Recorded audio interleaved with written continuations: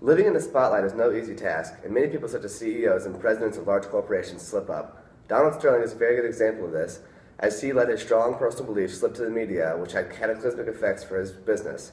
Howard Schultz, the CEO of Starbucks, lives on a very big stage, and his viewpoints on certain issues are constantly in question by the media. Most people of power often do not comment on these controversial issues, but Schultz believes strongly in the questions that he is asked, and so he's usually not afraid to comment on things such as gay rights, gun control, Obamacare, and even the conflicts in Israel and his lack of support for them. Controversy comes from this and the fact that some people disagree with what he says about them, and people believe that Schultz just keeps these comments to himself. Also, in the end, it could be a very ineffective business practice, losing him revenue. One of the most controversial parts that Howard Schultz has been a part of is his open opinion on gay rights. Following the legalization of gay marriage in the state of Washington, both Schultz and Starbucks openly endorsed the bill. One of Starbucks' major stockholders, Thomas Strobor, had issues with the endorsement, as he is, according to the Washington Post, the founder of the Corporate Morality Action Center, which fights major corporations on issues such as gay rights. Strobor said that Starbucks' endorsement of gay marriage led to losses in profit in the first quarter of 2012. Schultz responded by saying that this was not an economic decision and that if Strobor would like, he can take his shares of Starbucks and sell them. So another issue which Starbucks and Schultz have become involved in recently is regarding gun control. Now obviously Schultz historically possesses liberal views. Recently, he and Starbucks have commented on where they stand regarding gun control. In a USA Today article, Schultz is quoted as saying, "The presence of guns in our stores is unsettling and upsetting for many of our customers." With that being said, though, Starbucks is not putting an outright ban on guns, as the corporation and Schultz feel it may lead to potentially dangerous situations in which an employee must confront an armed customer.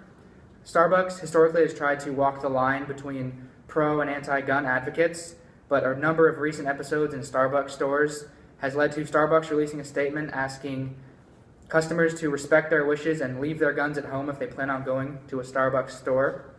Now, regarding his own personal view on the issues, Schultz has declined to comment, stating this isn't about me, it's about the company. And he said Starbucks will continue to follow all state laws and regulations regarding open carry laws, and Starbucks, as a corporation, will continue to monitor the situation and make a decision in the future.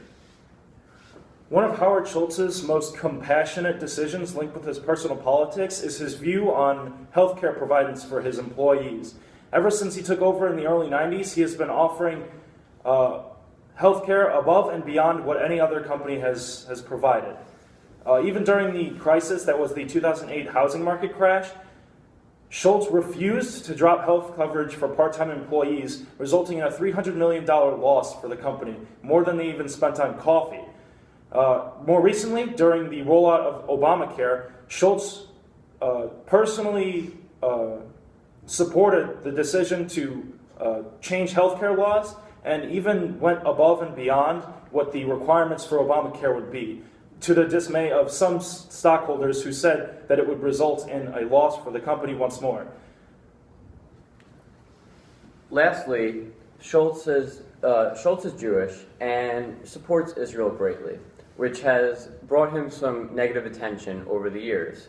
And in order to combat this negative attention, according to the Huffington Post, Schultz and Starbucks have ceased all relations with Israel in 2003.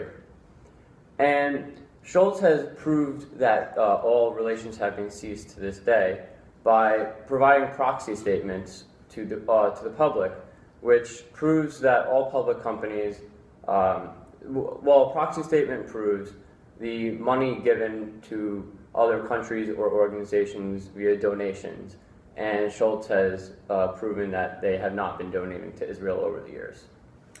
So as you can see, it's not that Howard Schultz is necessarily a controversial person by nature, it's just that he's very open about his opinions on a very large stage.